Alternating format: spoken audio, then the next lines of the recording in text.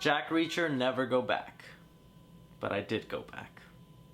Oh boy, did I go back. So Jack Reacher Never Go Back is the second installment in the Jack Reacher franchise, or at least it's trying to be a franchise. And we have Tom Cruise reprising the role of Jack Reacher. He's been jumping around from town to town, solving little mysteries here and there. And in this particular installment, he befriends a woman by the name of Major Susan Turner. Major Susan Turner is played by the beautiful Cobie Smulders, and she ends up being framed for treason. Jack Reacher gets a hold of this information and decides he must go back to where it all started for him to help his friend out. And that's all I'll pretty much say without giving any spoilers to you guys. This is a spoiler-free review. I'm just going to tell you what I liked about the film, what I didn't like, hit you with a rating system just like this one, let you know if you should see it in the cinema, rent it, or maybe just avoid the film completely. And to start off, in preparation of this film, I didn't actually go back to watch the first Jack Reacher that came out in 2012. I decided for some reason to watch Mission Impossible Rogue Nation instead. And the reason why I did that is because Tom Cruise is an actor I highly respect. I think he's one of the most hardworking actors in the business. I mean, this man at 50 years old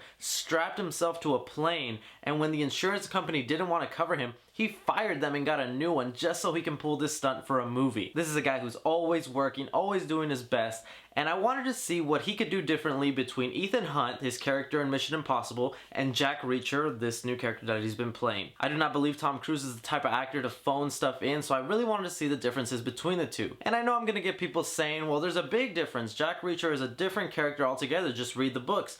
Well, I'm not going to judge it by the books. I haven't read the books, and the books sometimes don't translate perfectly to the film. So with that said, I see what Tom Cruise is doing differently with the character of Jack Reacher than with the character of Ethan Hunt. Ethan Hunt is this more straightforward, down-to-earth, really straight to the business kind of guy. And Jack Reacher is just smooth, charming, brutal, and I hate to use this word, but he has this sort of swagger to his step. He's the stereotypical badass agent, the one who can kick your ass, smile, and say a cheesy line at the same time. Almost like a throwback to the old 80s super spies. And if you still don't understand what I mean, then take a look at this clip from Mission Impossible Rogue Nation.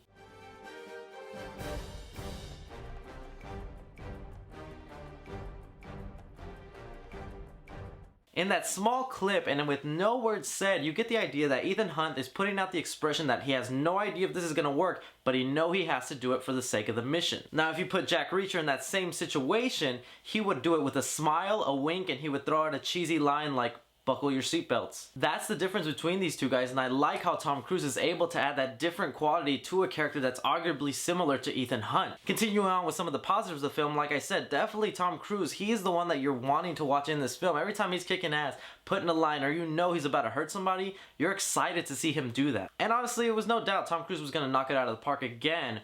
But what I was super excited for was to see Cobie Smulders finally kick some ass. I've been a fan of her since the days of How I Met Your Mother, and in this film they truly make her a badass character. They even touch on how there's stereotypes about how women can't be this way and how she has to fight through that even in this film. And even though they don't give her a lot of action scenes, the ones they do give her in the film, you walk away with your jaw open like, damn, this girl can kick some ass. Not only that, but I will say this film was a lot more entertaining than the first one. What I do remember from the first one, because I haven't watched it since back in 2012, is that it was sort of slow paced. Not that it was boring, but it was just the pacing was a little slow. And in this film they were a little bit better with that, cutting out all the filter and just getting straight to the action and the plot of the film. Still, having said that, even though I find Jack Reacher Never Go Back to be a more entertaining movie, as a film, the first one is a lot better. And that leads me to some of the negatives that I just didn't like within this second installment of Jack Reacher. Starting off, I don't want to spoil anything, but there is a character in this film that they are not marketing in the marketing materials, which I guess I can kind of give them props for that, because this character is actually a large part of the movie and I'm surprised they don't show it in any of those trailers. I do think for a lot of people this character will either make or break the film, because it distracts from some of the plot and some of the badass scenes within the movie. This character turns Tom Cruise and Cobie Smulders into sort of babysitters, to even where one point in the film they become like mom and dad lecturing this character, and you sit back wondering like,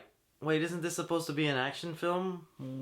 Why is there family drama right now? And although this character did eventually win me by the end of the film, from the start and most of the middle, it's a pretty annoying character to have in the film. Another thing I actually didn't like is the action scenes in this film were not as well choreographed as they were in the first film. Not to say that the first film had amazing fight scenes, because honestly they weren't that spectacular, but they were brutal and they felt real. They didn't feel fake. And this one is just generic fight scenes that are sometimes awkwardly cut. Not like in Taken 2 where it was just cut after cut after punch after punch. It was just cut in such a way that it loses the rhythm of the fight, if that makes sense. And as last little nitpick negatives on my personal part is the villain of the film didn't completely sit right with me. I think on paper this is a perfect villain for Jack Reacher. I mean, it sounds like he should go toe to toe with Jack Reacher, but actually seeing it play out on the film, it just didn't feel right. I didn't feel that threat. But that's just my personal little negative. To some of you people it might not even bother you at all and you think the villain is great. Still, even with that stuff set aside, I will say this one is a lot more entertaining to watch, but really as a film, it's just not as good as the first one. Nothing terrible, but nothing spectacular for the caliber of Tom Cruise. If they make a third one, yeah, I'll go back and watch this, but I think they really have to step it up and definitely bring Cobie Smulders back because they did not give her enough to do in this film. But anyways, guys, that's just my opinion on Jack Reacher Never Go Back. Let me know what you thought about the film if you got around to seeing it. I would like to know what you guys think the differences between Ethan Hunt and Jack Reacher are. Leave your comments down below. But as always, guys, I'm Chris and I leave you with the 3C film review. Take care.